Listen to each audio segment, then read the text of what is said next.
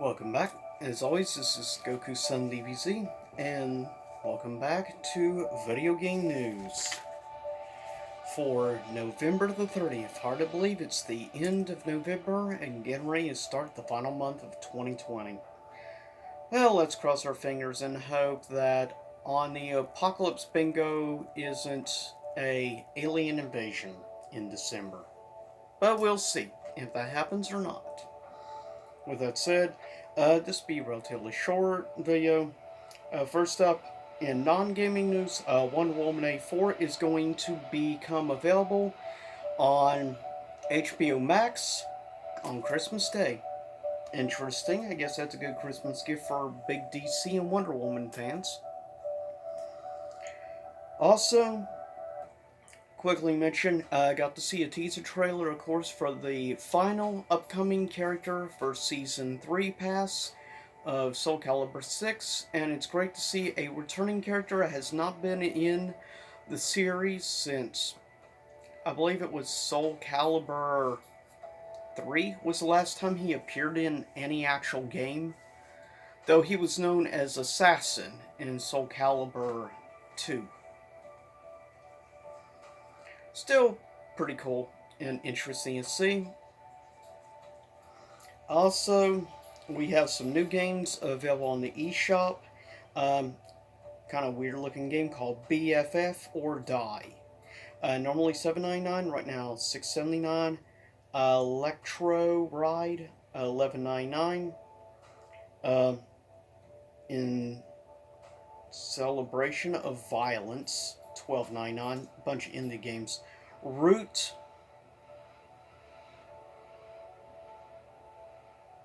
Bubble Before Crime, okay, weird name, $45.99. Sky Mercenaries, normally $15 on sale for $3.75, and yeah, these are recent releases on eShop. Also, Trax Toy Box Edition, normally $29.99, right now $26.99. Cool. You kind of build your own like little toy train set and stuff, and tracks. It's kind of weird looking though, but I think it's a game that would be good for young kids. Also, game called Outbreak, Micetopia, normally $4.99 or whatever, and $3.99. Serious Sam Collection, $29.99, which is great series collection. I'm not sure how it plays on the Switch, but it plays superb on the, I'm thinking the Xbox 360. Also, you have some new upcoming games. Sam and Max, which is a classic 90s cartoon from Fox Kids. Sam and Max is scheduled to be released on the 2nd of December for $19.99.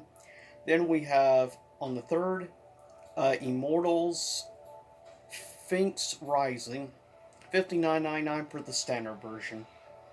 Also, we have Liberated, that's gonna be $19.99, comes out the 3rd also.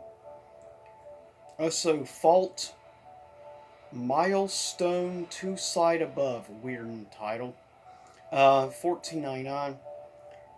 Death Tales, $9.99. Wildfire, $14.99.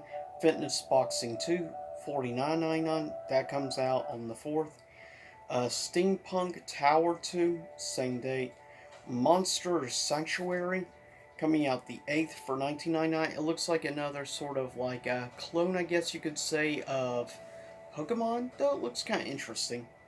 AI, normally $9.99, right now on sale of the pre-orders for $7.99. Also, we have Warplanes World War I Sky Aces for $9.99. Unto the End. It should be Until the End, but it's called Unto the End. Okay. Comes out the 17th for $24.99. Life of Fly, $14.99. Comes out the 14th of January. Monster Hunter Rise, scheduled for March the 26th for $59.99. PS Plus games for December announced Just Cause 4, uh, Worms Rumble, and then the third game, which I believe is PS5, Rocked Arena, and then Fallout 76 has like a big DLC coming apparently tonight, but don't play Fallout 76, so I can't say anything one way or the other on the DLC. But if there's any Fallout 76 fans, there you go. You got a big expansion coming tonight.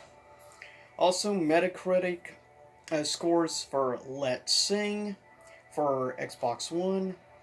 Uh, it is 78% no user score. World of Warcraft Shadowlands has a 82% but no user score. Next, a game called QV, which I know nothing about, has an 80%. Okay. Um, Also, Bubble, Bubble Bumble, or however you want to say it, for 72%. Also, we have Football Manager 2021 PC game, 85% among critics, a 6.5% among user score. Assassin's Creed Valhalla has a 84% on the Series X and an 8.0 user score. Xbox One version, 82%, then a 7.7 user score. PC, 84% and a 7.9 user score. Stadia has a 6.0 user score, but no critic score for the Stadia version. PS4 version has an 80% with a 7.2 user score. PS5 version has an 86% and an 8.6 user score. So the PS5 version has the best critic score, but it only barely beats out the Xbox Series X and PC by like 2 points percent. But the user score is by far the best port.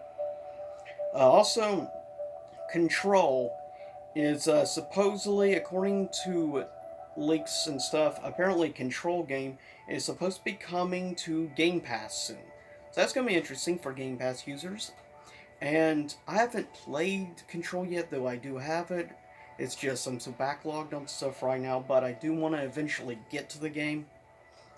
But that's good for Game Pass players. You have a pretty massive, good size, for the most part, pretty positive response game coming. Bungie has announced, apparently for the past 3 years, Bungie has been working on new games. I'll be curious to see what kind of games Bungie is working on. Also, PS5 trophy videos apparently record with the mic on the controller and stuff, audio. So that for privacy advocates and stuff, you might want to know about that. The fact when you record video and stuff, apparently it's also going to record audio of you actually talking and stuff from the controller. That's kind of creepy in my opinion. It's definitely not a good thing for people like myself, which are big on believing in privacy, and tech companies should not be recording audio of you, which is why I don't own an Echo or anything like that in my house. That's why I also never got the Kinect or anything. Yeah. I prefer tech companies not knowing what I'm doing. But to each their own, I guess. Also, Darth Vader actor, in sad news, the original actor who played Vader in the costume, not voicing, of course, since that's James Earl Jones. But the actor who played Vader in the costume has passed away yesterday. Rest in peace. He was a pretty big guy. I mean, they needed a big guy to be in the Vader costume, obviously.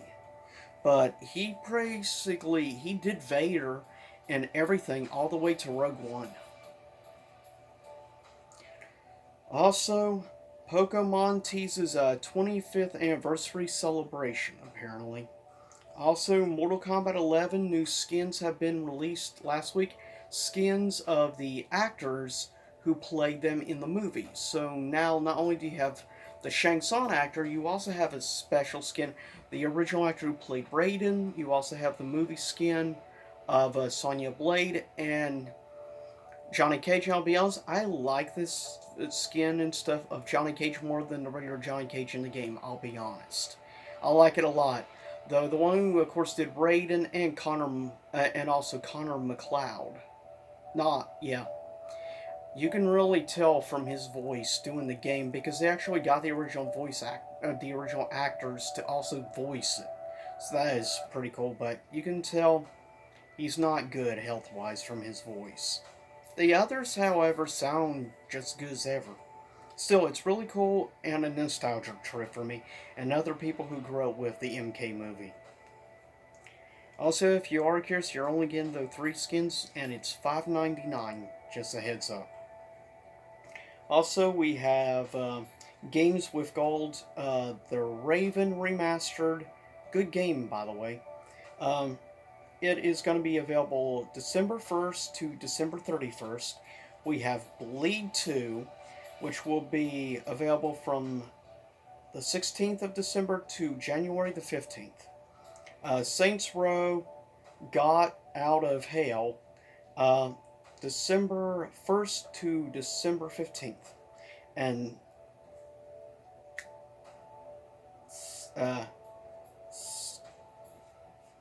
Gacking or whatever, it's weird name. But it's available the 16th to the 31st. Also, Scalper Group brags about buying 3,500 PS5s, which is flat out stupid and ridiculous. Though I find it interesting how so many people are having issues getting PS5s, because my local Walmart actually got in, like, I believe it was something like 500 PS5s. I don't know how. None of them are digital, all of them are hard drive models. They got only a very small amount of Series X's and 0 Series S's. I was surprised, though. Apparently, almost all of them were already taken by online orders through the pickup thing they have. So, kind of weird, but I guess that's one good thing about living in a smaller state, not living in a huge, massive sized city. It's easier to get your hands on some stuff than if you lived in a bigger state and bigger city. But also, the PS5 systems apparently